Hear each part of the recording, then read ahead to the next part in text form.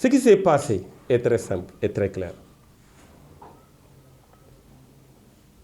Nous, il faut une large coalition de l'opposition si local, parce que local, c'est une question de localité. Plus nous di agrégé, nous dougal ay nit, ñu and, plus nous avons chance pour gagner. J'ai toujours dit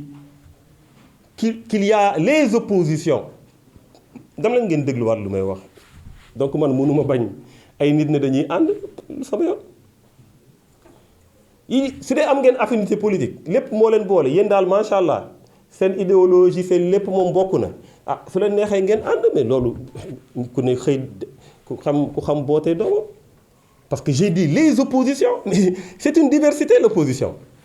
c'est une diversité kii mën na taxaw ne kay taxaw ne peuple bi mooy choisir il faut pas aussi tamit dans ça ñu bañ fi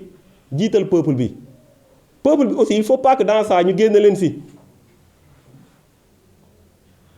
moo tax parfois fi ñu naan lii suñ ko defoon wala et cetera mën a déet loolu dëgg la waaye nag peuple bi aussi tamit day sanctionné rek su sanctionné rek mbir yi changé su sanctionné rek mbir yi changé donc ñun dañu mës a yaakaar ne dañu war a dem large coalition de l'opposition large coalition si locales yi surtout au niveau des communes si localités yi si boppam. Parce que localité yi réalité localité yi mooy lan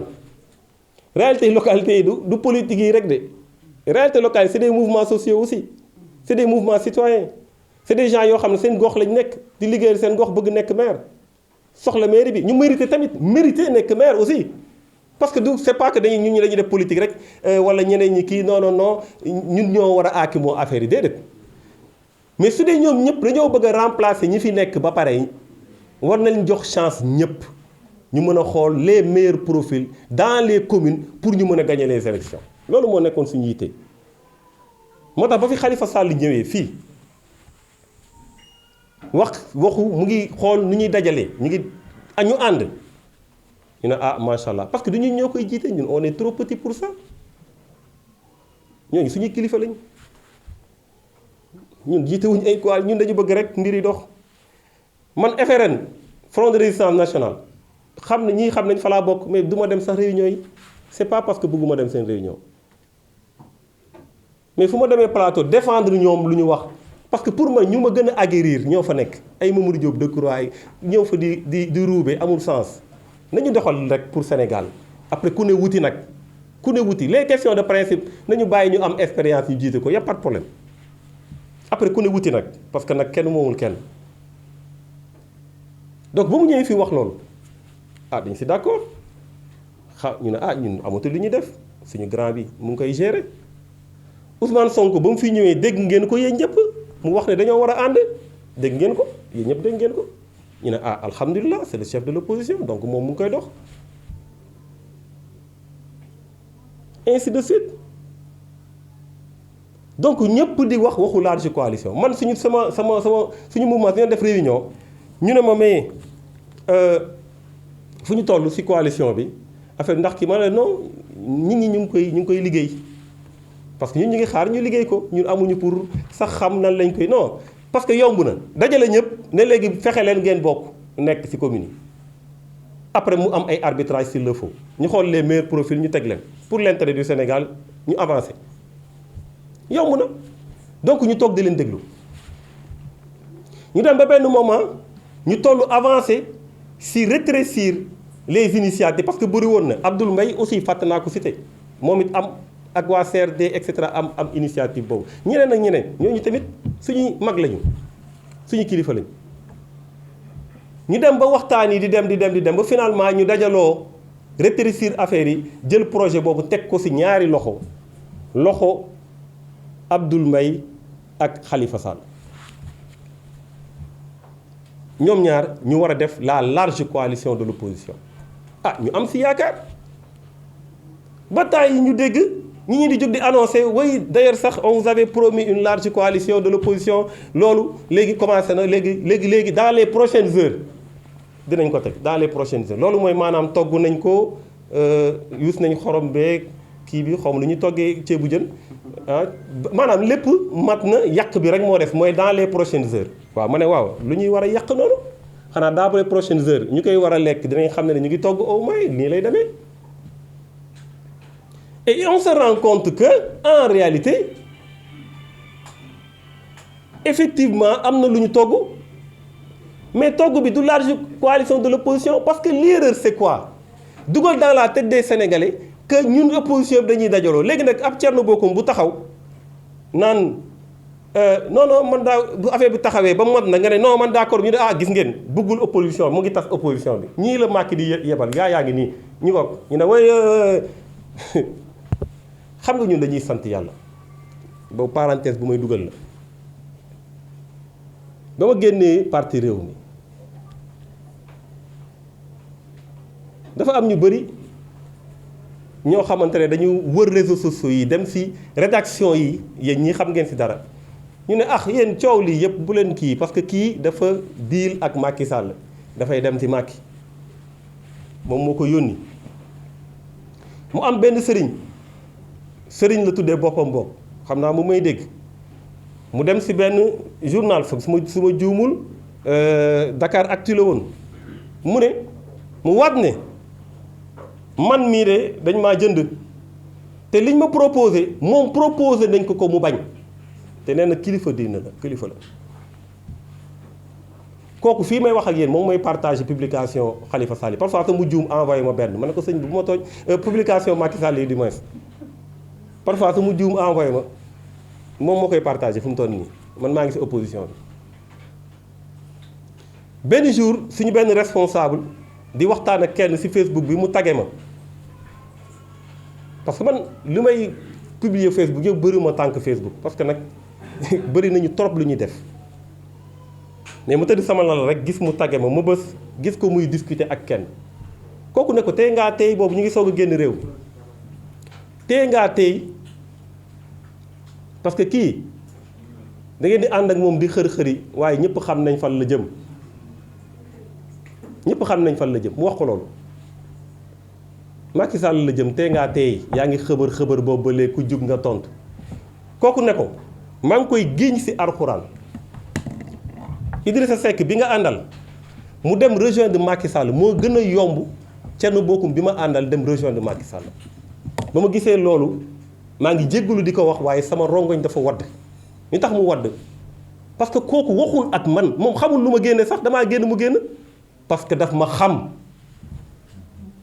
waxuma ak moom discuté wu ma ak moom newuma ko du ma mës a dem ci Macky Sall musuma ko jox assurance mu waat ci alxuraan loolu lay sant yàlla mais accusation sosal nit wax tilimal nit ki jéem a indi téeréer way kii de ñam na kii kay dootul kii léegi damay fomp lii pour ñooñu ñu xool ma ci caméra bi man duma ku ñuy xoqatal Thierno Bocoum du ku ñuy xoqatal yaru na dëgg la parce que dañ maa yar teey na dëgg la parce que dañ ma see yar du tooñ dëgg la parce que dañ ma see yar waaye ragaluñu fii combat bu fi mënti am ñoo nekk ci au devant jour ba ñuy faat ndem ci yàlla Mamadou Diop mu ma fekk commissariat police gars yi dañ ma doon wër ma ñëw fekk fa ñoo xamante ne ñoo àndoon maa ngi leen di nuyu de passage ma ñëw ñu ne ma yaay Thierno Bocoum ma ne waaw ñu ne ma dindi sa ceinture dindi say dàll jël ma jëlaale sama garde corps bu ma àndaloon dugal ci biir giri yi ci télévision wu poste boobu nekk ci kii bi ci lañ yëg na ne am na benn étudiant bu ñu faat ci saa si ñun dañuy wax ne alhamdulillahi rabbil alamin parce que ñun combat bu taxawee ñooy nekk ci kanam mën na am ñun ñoo waroon jaar foofu waaye suñ fa jaaroo nit de benn yoon lay doon suñ demee layoo rek te ñu ngi liggéey tous les jours nag pour layoo ba baax tous les jours loolu moo ñu amal solo saaga wax lu ñaaw mais dama ko dul sax lire nee naa leen affaire bi si lal ba la dem tëdd nelaw yeewu tiim sa bàmmeel ba yàlla xam lu muy def. donc ñu jël affaire yi teg ko si loxo Abdoul Mbaye ak Khalifa Sall dégg ngeen sànq mën na leen ñu wax dans les prochaines heures nekkate ñoom dañoo dem def seen coalition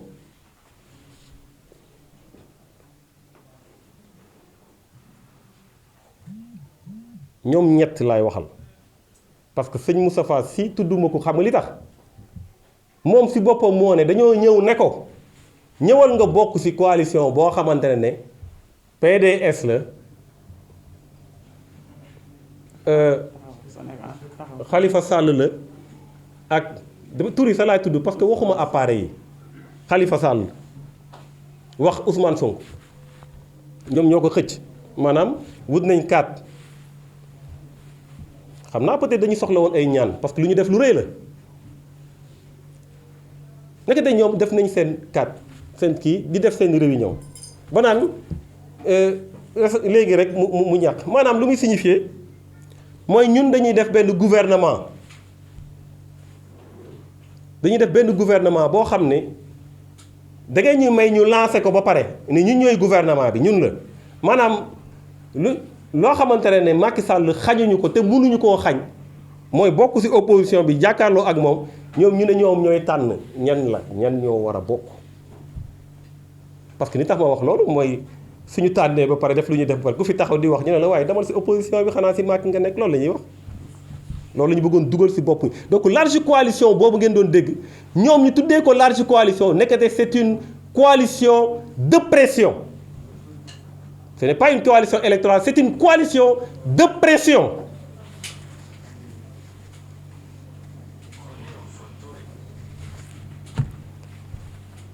ñun ñuy xaar coalition électorale ñuy xaar une démarche inclusive ñuy xaar ñu boole ñëpp suñu amoon 547 leaders représentant les 547 communes on doit pouvoir les mobiliser tous pour ñu jële fi Macky Sall mais du ñeenti nit wala ñeenti parti bien que nag xeebuma seen doole de xeebuma ko wax naa leen léegi ne jox naa leen seen cër mais mbir mi du ay parti du ay appareil sénégalais yi ñooy voté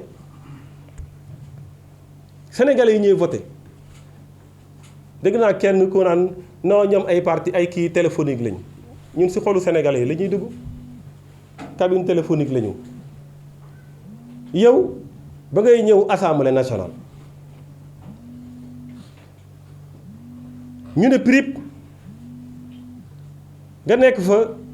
naan comprende cha ki mbinde di xamuñu looy làkk ci assemblée nationale boo xamante ne français on engee huuhu ma ne ñu ne waaw ñun xanaa dañoo tooñ yàlla ñu ngi jóge ci lu ñuy wax assemblée nationale boo xamante dañu ne assemblée nationale bu nul la ñu dal ci lii dugal la ci page comédie yi ku stressé wu dem lire reetaan xàkkatay tey ngay bëgg a yaayoo doomu jàmbur parce que da ngaa bëgg a maire parce que da ngaa bëgg a nekkaat député tax na ngay ñëw ci réseaux sociaux yi naan da ngay xaserte Sénégal il faut que nit ñi xam seen place comme buzz Kunkande bi jeex na nit ñi bëgg a jëlaat buzzam parce que genre buzz yooyu moo fi dox waxuma ak ñoom dama ne al toppe yi ñoo xamante ne dañuy di kii xam naa ne mën nañ yanu combat bi mais al toppe yooyu parce que ku si ne yaa ngi bëgg ñu teg la place pour nga nekk député ñu teg la benn place pour nga nekk maire ñu teg la benn place pour le truc donc li nga war a wax doo ko wax parce que yaa ngi yoot kuy yoot du sëkkët ñooñu waxuma ak ñoom dama ne Khalifa Sall Ousmane Sonko Karim Wade yéen lay waxal waxuma ak altoppe yi waxuma sax wax dëgg yàlla et ça je le dis très sincèrement parce que su doon loolu laa def ma def ko waxuma sax ak appareil yi waxuma ak PDS c'est un symbole national c'est un patrimoine PDS ñun duñu dugg su luy affaiblir PDS waxuñu maître Ablaye Wade qui est un symbole dans ce pays bokk na si ñoo xamante ne bokk na si ñu may ñaanal ñu gudd fan lool te wér waxuñu projet PASTEF waxuñu yéene yi nit ñi am waxuñu xalifiste yi ku si bëgg nag ne moom lay waxal tamit waa alhamdulilah defal lu la neex mais en toute réalité c'était pas ça le but mais ñett ñooñu laa wax ñett ñooñu lu ñu waroon def defuñu ko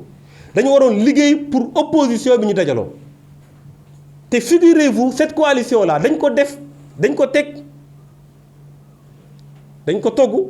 pour non seulement locales yi mais pour législatives yi ak présidentielles yi ñu xool lu ñuy contrôler élection maanaam ñoom suñu demee ba teg seen mbir ñeneen ñi nañu ñëw ñaan rek pour ñu dugg wala ñu dem jël seen yoonu bopp loolu mooy dajale opposition loolu mooy tax opposition nekk benn loolu moo fiy jëlee Macky Sall une coalition de pression loolu ngeen bëgg ñu noppi ko loolu ngeen bëgg ñu bañ ko wax loolu ngeen bëgg ñu ne tekk loolu ngeen bëgg ñu taxawee ko Sénégal su desee benn nit wala ñaari nit wala groupe bu ndaw buy xeexal population bi Thierno Bocoum da ngeen si bindu turam ak lu ñu mënta coûter te duñu coûter dara la ñu dul coûter dara fi yàlla fi nekk dara la ñu dul coûter absolument rien du tout lu ñu waroon def defuñu ko dañ doon xaar le chef de l'opposition qui est sorti 3e des élections mu ne am naa cër ci askan bi am na lu ñu jox damay dajale ñëpp ñu lancé ndoo mbiri après les rôles xam nañ ñu koy joué man nee naa la man coalition yi fee laay toog ci ginnaaw parce que coalition yi c'est pas le fait politique ñi fay bëgg a lijjanti ay affaire moo tax suñu naan way est-ce que moom suñ ko woowee woo pour lan xaa xamu leen coalition yi jinne yi ci ëpp sooy dem da ngay jommi rek chaque jour ñu def loo xamante ne da ngay naan c'est pas possible ay périer ay coups bas ay trucs ñu nekk ñu ci yooyu ñu nekk ñu ci ay calcul ñun Sénégal yi la ñuy waxal Sénégal yi la ñu ku jàkkaarloo Macky Sall ñetti ñooñu lu ñu bëgg a am éventuellement lu ñu mën a doon te nag suñ ko waree doon yàlla na doon jëriñu Sénégal loolu rek la ñuy ñaan suñ ko waree doon mu doon njëriñu Sénégal yàlla nañ ko doon suñ ko naree doon mu bañ a nekk njëriñu Sénégal yàlla bu ñu ko doon éventuellement lu ñu mën a nekk ñoom luñ ma mën a yéene éventuellement bañ su bés moment bu ñu ko nekkee ki fi nekk tey nga xam ne nekk na ko ba pare moom yéene na ma ko ba pare ma ne ko baax na kon xam nga ne man dawuma derrière qui que ce soit dawuma derrière quoi que ce soit moo tax am ngeen problème de parce que ñun bokkuñu ak ñi ngeen di xoyee su ma toogee def la lii su ma toogee jox la lee et cetera moo tax may rappeler d'ailleurs parce que wax naa léegi du ma wax ak appareil yi wax waa Pastef fi ma ne leen suñ leen waxee ne Thierno Bocoum dafa doon négocier ay postes ne nañ ko jox lii suñu kii nañ kii et cetera ñu ne ko ñun loolu du fi amee moo tax soutenir ñu waxuñu leen dëgg suñ leen waxee ne leen Thierno Bocoum ba muy soutenir Idrissa Seck c'est parce que Idrissa Seck dafa am lu mu ko proposé waxuñu leen dëgg suñu leen ne Thierno Bocoum dafa dem rejoindre jàppale Idrissa Seck 2009 parce que tout simplement xaalis ba fa la nekk waxu leen dëgg suñu leen ne dem leen ngeen wax ne Idrissa Seck Thierno Bocoum waru woon soutenir Idrissa Seck parce que waxoon na ko lii waxoon na ko léeg-léeg waxuñu leen dëgg mensonge plus mensonge égale mensonge lépp dara du fi dëgg ñun ba ñuy soutenir président Idrissa Seck ni ko Sénégalais yi déggee la ko déggee waaye nag ñëw na demander pour ma soutenir ko mu doon lu mën a xaj suñu diggante comme nu ko Ousmane defee même réponse laa am pour ñoom ñëpp ñii xam nañ ne ba ñuy décider dañoo toog ñun ñëpp ñu duñu ay parti yoo xamante ne da ngay décider lu la neex de déedéet ñii xam nañ lu ma leen wax point de presse bi sax balaa ñu koy tenir dañ si waxtaan point de presse bii balaa ñu koy tenir dañ si waxtaan ñun ñii ne yii ñii ne lii ñu joxe argument yi ñu jël décision donc suñ leen waxee loolu amul bañ koy soutenir yëgu ko sax xanaa ku ko yëgul nan la lay proposer poste wala jox la poste am na loo xam ne bëgguma ko woon wax waaye lépp dañ koy leeral fii te je prends en témoin mon frère Déthié Fall ba ñu nekkee ci biir coalition bi yëkkati nañ 1 million de spécimens teg ko ci loxo coalition bi d'une valeur de près de 6 millions suñuy garde-corps suñu lekk suñu essence suñuy nit yu nekk ci lépp ñun Agir ñoo ko jël en charge amul dërëm boo xamante ne jóge na ci coalition pour ñëw suñu te ñu ñoo doon gérer toute la communication de la campagne ànd ci ak suñu xarit suñu mu ñu ma ñëw rek mu ne ma Thierno parce que kooku borom baax la je tiens à le dire ici mu tudd Abdourahmane Diouf moo fa nekkoon man waxuma sax man dama waxoon damay def kàmb ñu ne ma non il faut nga ñëw gérer affaire yi taxawaay boobu la ñu am Idrissa Seck ba ma génnee maa ngi lire keroog sama déclaration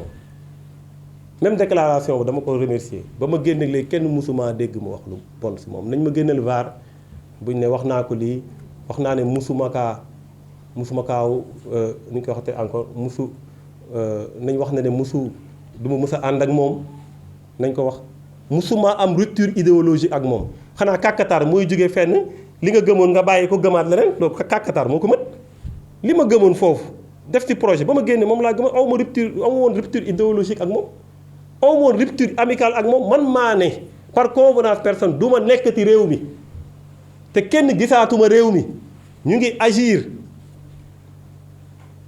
musuma taxaw ne ko du ma ànd ak Sénégalais yi musuma leen wax ne du ma mës a ànd ak Idrissa Seck wala du ma ko lii wala ma wax si lu ñaaw si moom amul au contraire dama leen ne aw ma problème ak moom waaw su ma àndee kenn ku ma amul ak moom problème loolu koy cohérence la su ma la noonu am naa problème ak moom ngeen ne ni tax problème bëgg da nga ma lii moo tax waaye aw ma problème ak yow ànd ak yow koy cohérence la donc loolu dama bëgg leeral ko ñëpp nit ñi xam ko bu ñu def ay comparaison yoo xam ne amul fii ku ne na assumer ay déclaration man nekkuma di wax ñii waruñoo ànd ak ñee waruñoo ànd man déggu leen ma ne du ma ànd ak kenn déggu leen ma ko pourquoi parce que ay sénégalais lañu ñun ñëpp ay sénégalais lañu ñun ñëpp amul ñii ñoo bon ñii ñoo baax ñi baax mujjee nañu bon ci réew mi ñu bon tuub nañu fii ci réew mi li am solo mooy conduite ak la pédagogie par l'exemple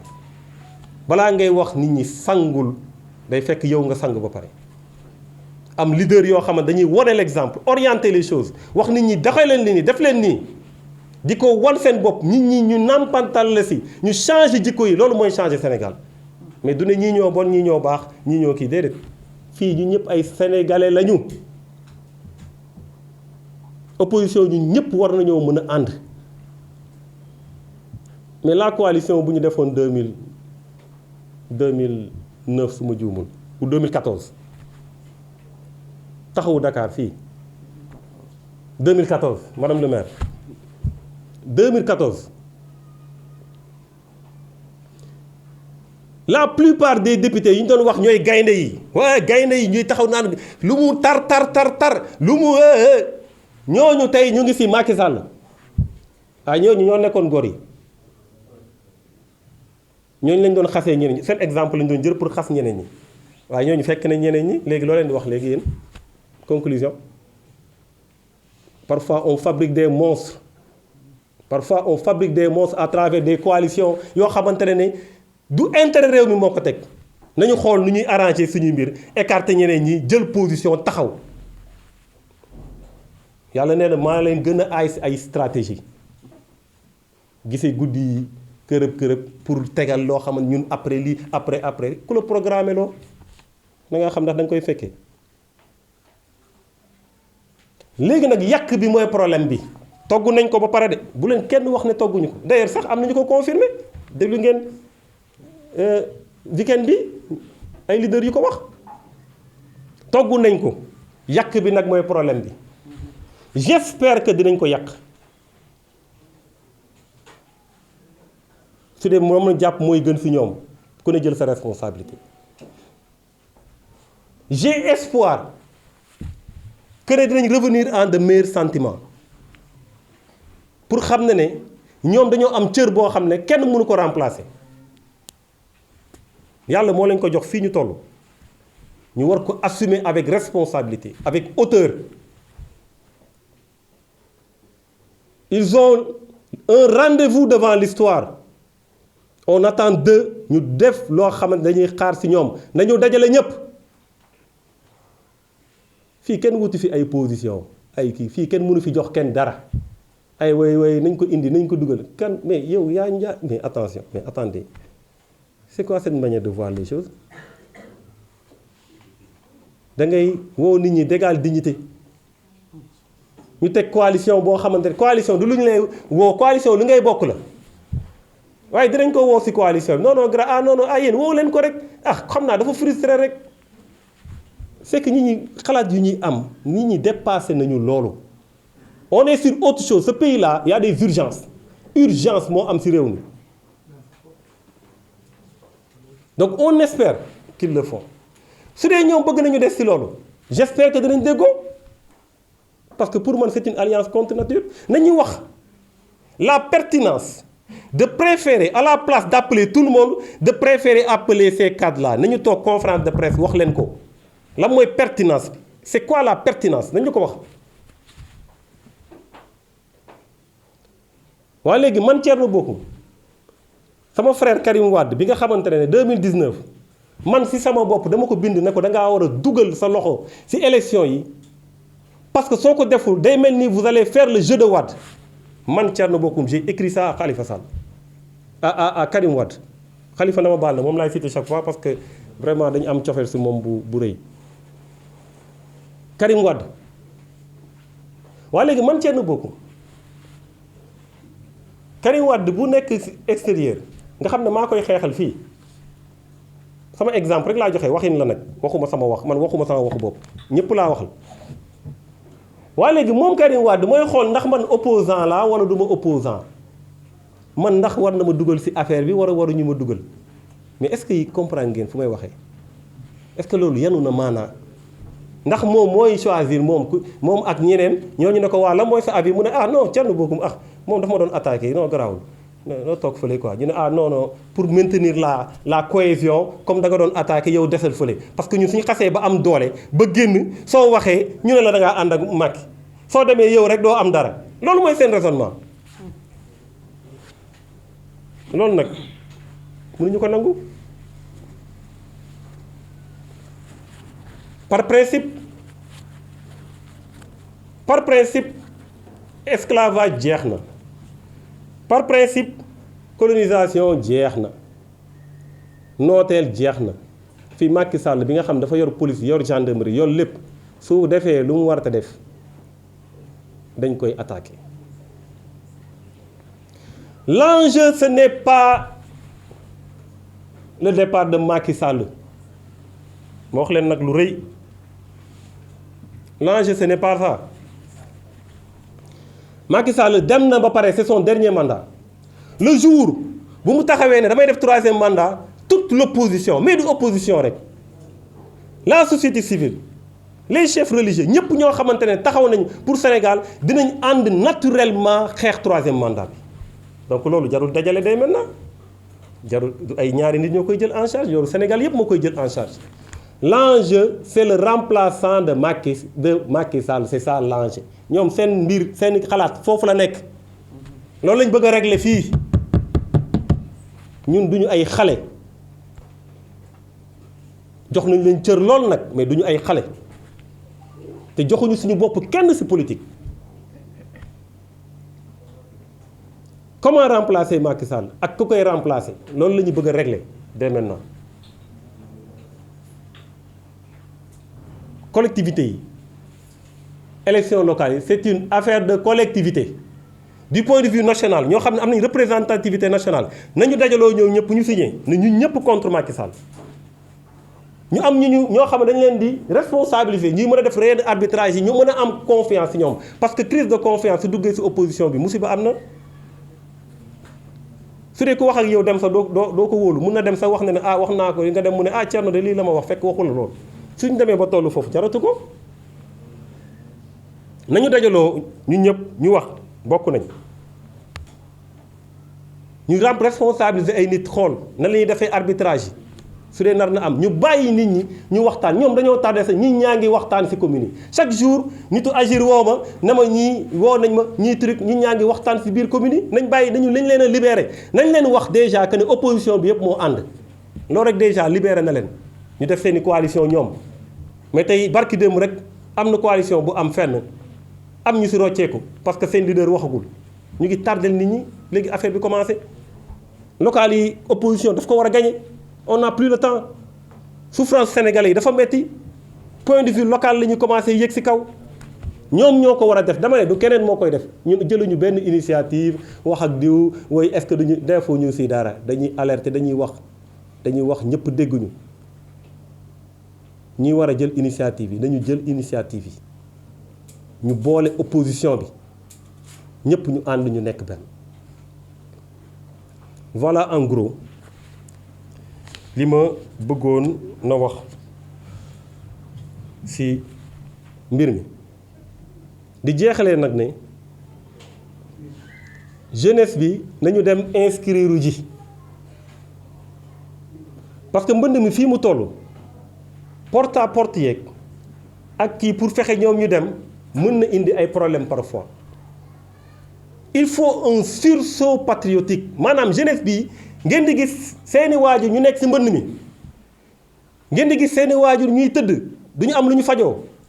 ngeen gis difficulté réew mi walla ngeen di toog doo leen lekk yamul ci kaas rek yamul ci wax rek dem leen ngeen inscrire ji ngeen régler cette situation là ngeen voter ku leen neex parce que réew su ñu demee ba nguur ga di ragal nit ñi di inscrire ça veut dire que loolu mooy un aveu d'échec total xool la rek ne non doo dugg parce que kii man da ngay voter contre man ils feront tout pour que jeunesse bi di dugg waaw su dee jeunesse bi nga xamante ne ñoom ñoo nekk au fait des choses dans un pays boo xamante ne plus de 8 millions de personnes amuñu 20 ans l'âge moyen au Sénégal c'est 19 ans mais jeunesse boobu moo am vous avez droit au chapitre su dee ñoom dañ leen a ragal ngeen inscrire c'est parce que tout simplement xam nañ ne ils ont échoué c'est un aveu d'échec donc ñu leen di appeler à vous inscrire massivement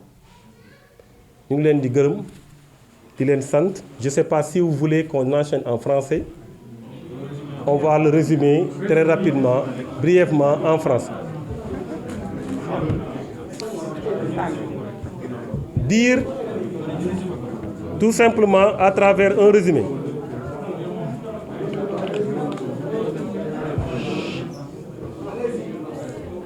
dire tout simplement que nous sommes très heureux de vous